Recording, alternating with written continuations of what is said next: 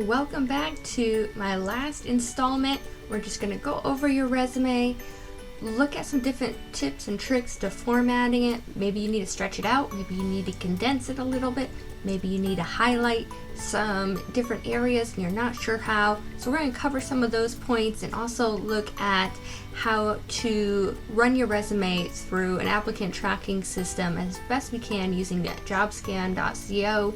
A great tool to help us. That's at the end of this video. I definitely recommend you checking that out if nothing else. Let's get started. Today we're going to talk about how to format your resume and when you'd want to change your resume to align with the industry that you're going into or the specific job that you're going into. So let's get started with our resume here. You can see this is a resume that we've been working on. I cut it down a little bit. So we have a few spaces at the end, and we're going to talk about how you might want to stretch out your resume or how you might want to condense your resume. First off, I want to look at, I want to go over some things that aren't going to change. We have our name, size 22. We have everything else, size 11. And I don't recommend changing the fonts to have like this in one type of font. This is another type of font. I really feel like that gets really busy and that makes it easier for you to make mistakes by not keeping it all consistent throughout. So we're going to pick one type of font. Everything except your name is going to be in size 11.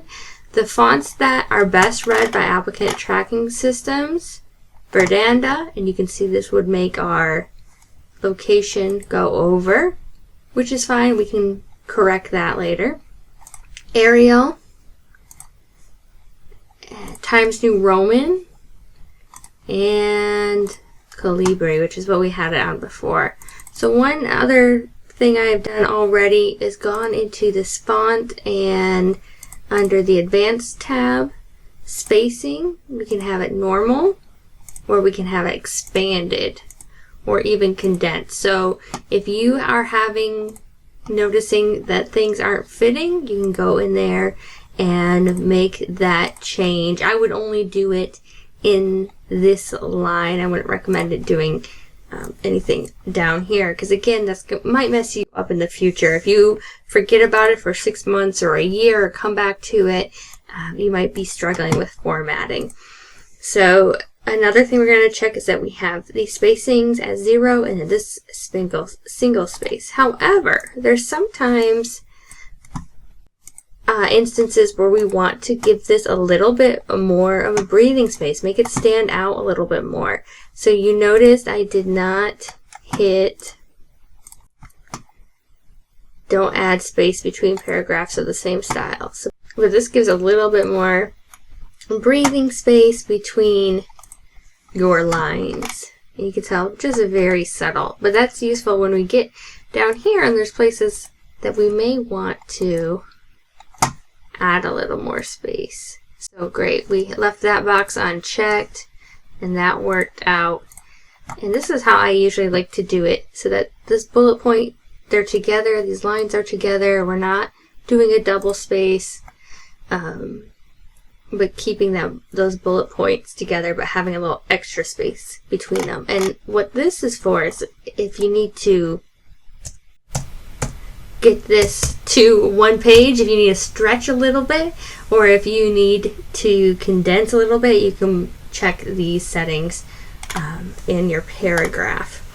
But again, the major thing is, oh gosh, if I do it there, then I have to do it everywhere else. And the reason why I'm trying to get to the bottom of that page, this is pretty close to the bottom. That's totally fine. If you were doing a 2-page resume and you are at like 1.5 pages, yeah, you want to stretch that out to make sure it's 2 full pages. We never want to do one and a few sentences on the other, or a little bit of information on the second page. If you're going to go to 2-page resume, be sure to get 2 full pages. So that's a little trick I use sometimes when we need to make a little bit of more space. I'm going to go ahead and highlight this, and let me just change the font and see. I'm going to go to Arial here. It's a little bit different, and then you see, okay, if we change the font, then yeah, we're going to have to go in and do a little bit more work. Ooh, but this reminds me, another way that we can change the formatting, we can put our dates over here, and sometimes people do this to minimize the dates if they don't want to draw attention to them, or we can put them actually here under a third line. So again, if you need to expand your resume to fill some space, then that is another way to do that. And that's just about aesthetics. But see, oh, that made it go over here, and we would never want to have a resume that had just a few lines on the second page. So in that case, I would go back through and change this to single. And alright, that looks pretty good. We can also try a couple different things. We can put the name even here. We can move these centered. The only thing is, and make sure that we're keeping it consistent throughout the whole document. And you see there's no fancy way to do this. I'm not doing any certain tricks or anything like that. Just keeping it simple. And again, because what you do now, you may have to redo in a year or two, and you want to have this good foundation to quickly, like, oh, you know, a great promotion gets put up, or a great new opportunity, you want to be able to quickly go in and make those changes. So I think I like these in the center. And now I'm going to switch to show you some other kind of formatting. Now that we looked at some of those little tricks and tips, let me show you some other kind of formatting templates.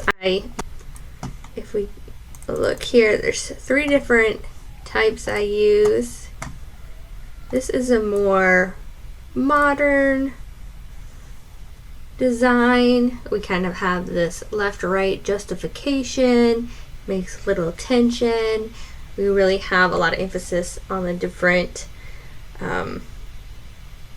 sections. That font is a little bit bigger. It's not the 11-point font. But again, just making those kind of stand out a little bit more. That would be another great way. If you needed to expand your resume a little bit more, you can look at making those headlines a little bit, or headings a little bit bigger. So this is a resume template I use, my executive level resume template. And what's great about this one is if you're a career changer, this allows you a place to brand yourself. So we have sales professional, development director, marketing manager. Put the title of the job that you're applying to in this section. And then put 2 other skills or similar type of experiences or job titles on either side. So this could say your job title and then maybe a certain type of software that you're really good with, whatever it might be. And we still have that executive summary, that professional summary. We still have the skills section. And this one we added a key accomplishment. So something that we want to highlight, particularly if you have something in your past that maybe you haven't been in that kind of line of work for a while, but you used to do it, you want to bring it to the top of your resume, then that's a great way to do it by adding a key accomplishment section. And lastly, this is the one I use for more new graduates. It's more youthful. Now, pros and cons with each resume style. This one does have a table in it, which can cause problems in applicant tracking system. Again, this is not a lot. It's still pretty simple. It does have these icons. Again, a computer may not know how to read that. But if you are in a position like maybe you're a social media manager, something like that, you'd want something that had a little bit more personality. So this might work for those types of positions. So these have different feels. This has a very grown-up kind of resume feel, I like to say. This one is a good happy medium in between the two different styles. So absolutely just learn about your industry in the position that you're applying to, and kind of get the feel of the place that you're going. A resume for a Google or someplace that has a slide in the lobby is going to be very different than a bank.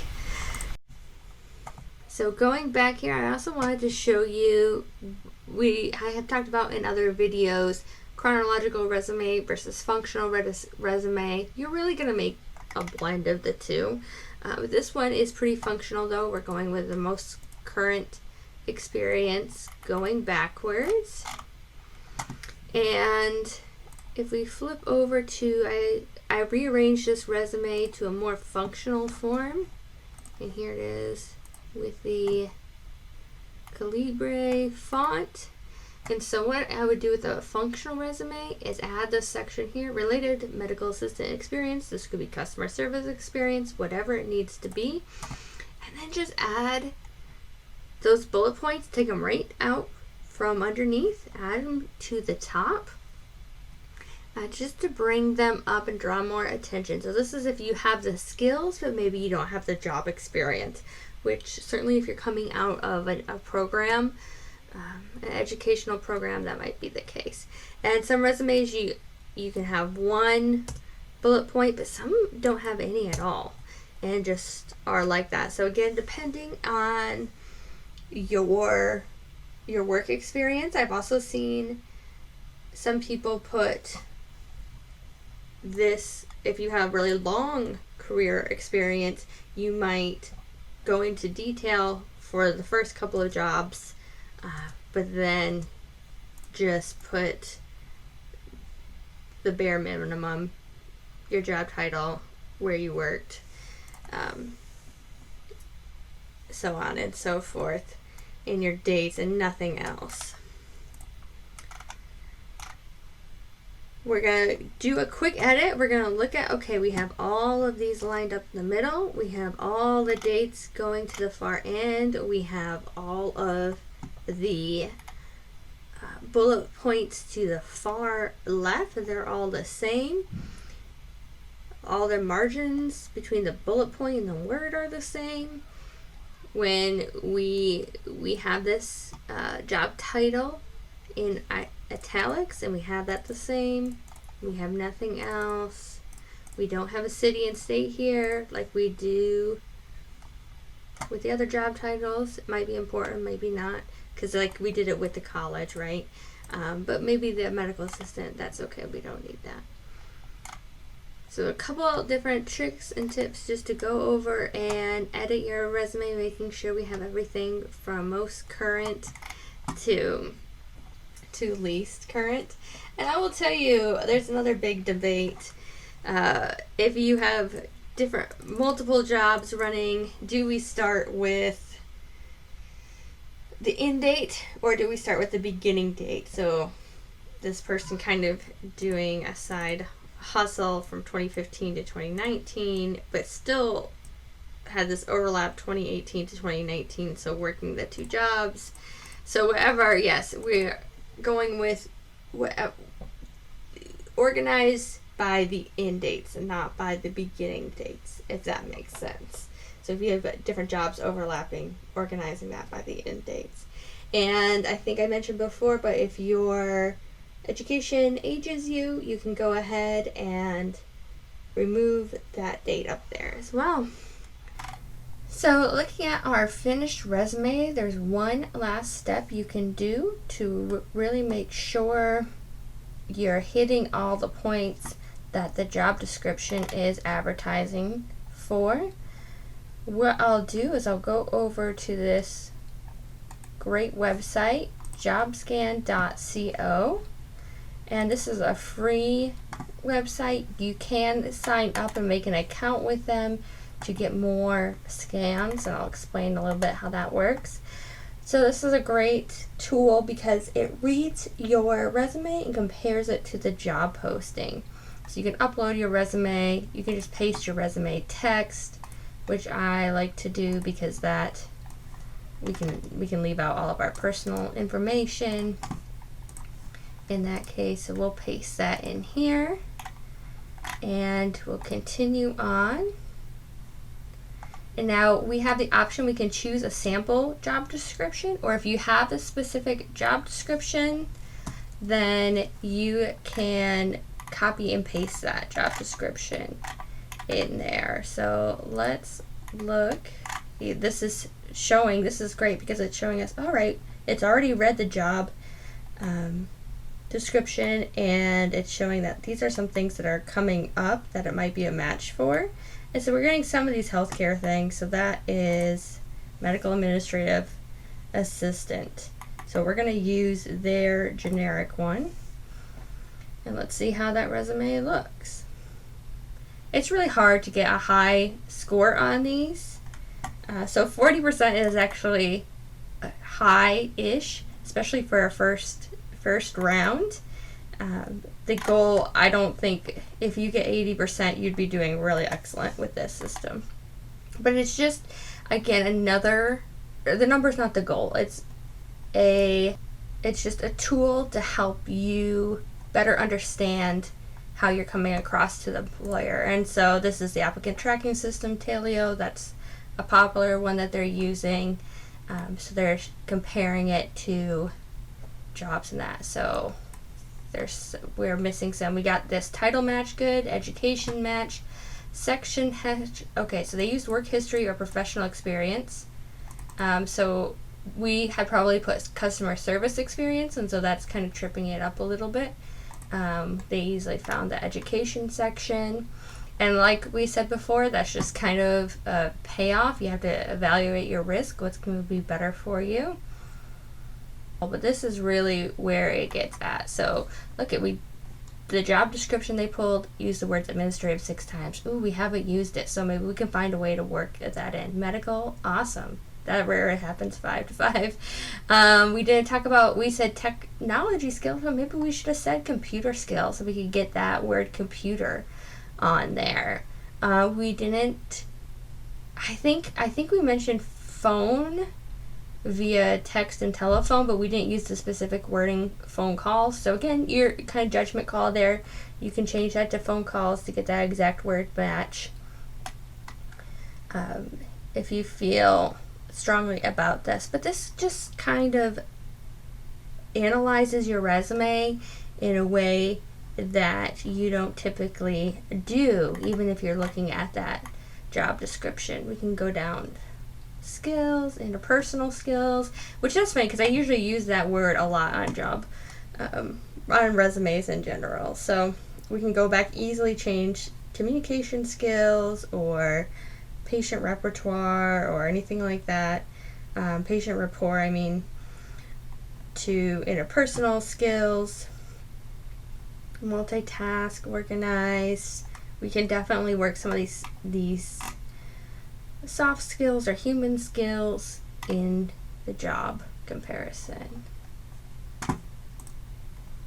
And so here is a visual of that, which is again amazing. And you can sign up for this website and they will occasionally send you more free matches. You can get the more detailed where some of these things are blocked off. But this is just a great tool in general to double check the work that you're doing. I want to thank you so much for coming with me on this long journey. I hope that you are able to find something that would just give you a little bit of push for the next step. I am a big believer of incremental change, so every little step we take each day, write one bullet point, read one job description, keep going on this journey. It might feel like you're not making a lot of progress, but I have seen people's lives snowball in both directions. So if your life has snowballed in the wrong direction, I want you to believe that it can also snowball, gain momentum. A lot of change can happen really fast in the right direction. Thank you again, and please feel free to reach out to me with any questions. Goodbye.